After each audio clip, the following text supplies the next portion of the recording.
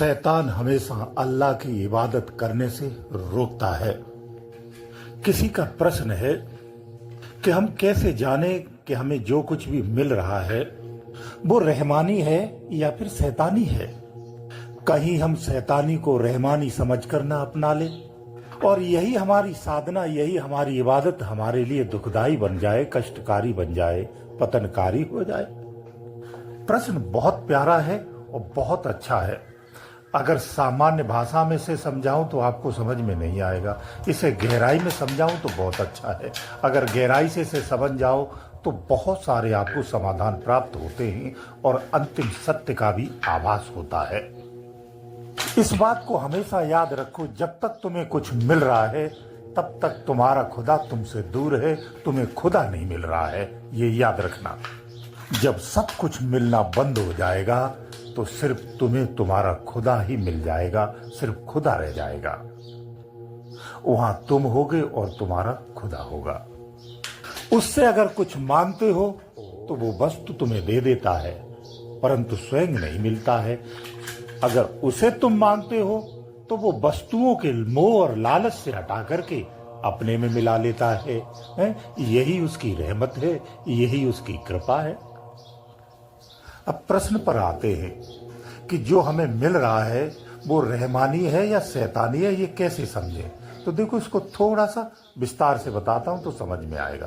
देखो, ऐसा है, शैतान के दो रूप होते हैं, एक इंसानी और एक शैतानी। और इंसान के कितने रूप होते हैं? इंसान का सिर्फ एक रूप होता है, वो है इंसान, यानी इंसानी रूप। शैतानी के दो रूप कौन से होते हैं, इसे समझ लीजिए। एक तो शैतानी स्वरूप ही होता है, एक इंसानी स्वरूप होता है। इंसानी स्वरूप कैसा?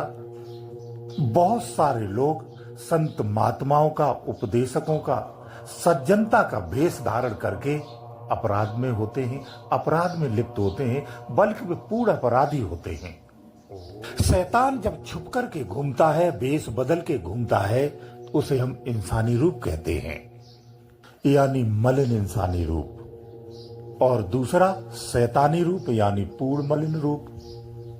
खुदा की इबादत में तुम संसार मांगते हो, संसार की वस्तुएं मांगते हो, सुख संपदा मांगते हो, तो यकीन मानिए आप शैतानी ताकतों से ही प्रभावित है। क्योंकि खुदा मिलने से पहले आपको सब लालच दिए जाते हैं, सारे प्रलोभन दिए जाते हैं और आपको इसी प्रलोभन में ही फंसाया जाता है। क्योंकि एक बार नोट कर लेना, ये मैं यकीन के साथ कहता हूं, खुदा कभी किसी को कष्ट नहीं देता है, दुख नहीं देता है, दरिद्र भी नहीं बनाता है। खुदा के बाद जो दूसरा खुदा बन बैठा है वही असली शैतान है। वही असली शैतान है। वही शैतानी प्रवृत्ति में तुम्हें लोभ और लालच देता है, वही प्रलोभन में रखता है। उसके पास असीम पावर है, बल्कि खुदा जैसा ही पावर है, खुदा जैसा ही है। और वो स्वयं को खुदा ही घोषित करता है और खुदा के रूप में तुमसे अपनी पूजा भी करवाता है, इबादत भी करवाता। ध्यान रखना, संत इसी भ्रम को तोड़ देता है साधक का और खुदा से रूबरू करा देता है कि असली खुदा कौन है, नकली खुदा कौन है। तो यहाँ नकली खुदा नहीं, यहाँ शैतान और रहमान दो ही है।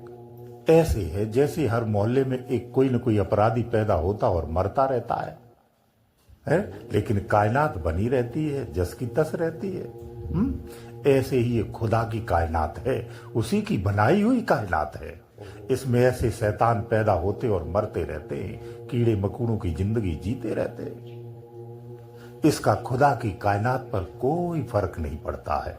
तुम्हें अपने विवेक से, अपने ज्ञान से अपने खुदा को मांगना चाहिए, उस खुदा को पाना चाहिए, उस खुदा में मिलना चाहिए। इसके अतिरिक्त आपकी कोई इबादत में कोई भी ऐसी चीज नहीं होनी चाहिए जो खुदा के अतिरिक्त हो। इसलिए वही इबादत सच्ची है जिसमें खुदा की इबादत हो, जिसमें खुदा का नाम हो।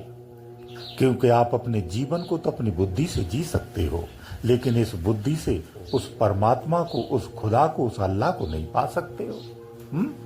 उसके लिए इबादत चाहिए, बिना इबादत के नहीं मिल सकता है। खुदा की दी हुई जिंदगी को जो जीता है, वो उस खुदा की जो इबादत नहीं करता है, वो भी शैतानी ही जीवन है। उसे यही समझना चाहिए, क्योंकि उसी के रहमो कर्मों से ये संसार, ये जीवन, ये शरीर मिला है। उसी के रहमो कर्मों से तुम जिंदा हो और भोजन कर रहे हो, कमा रहे हो और खा रहे हो, पर उसकी इबादत नहीं करते हो, तो ये तुम्हारा शैतानी जीवन है। इसलिए खुदा की इबादत आवश्यक है।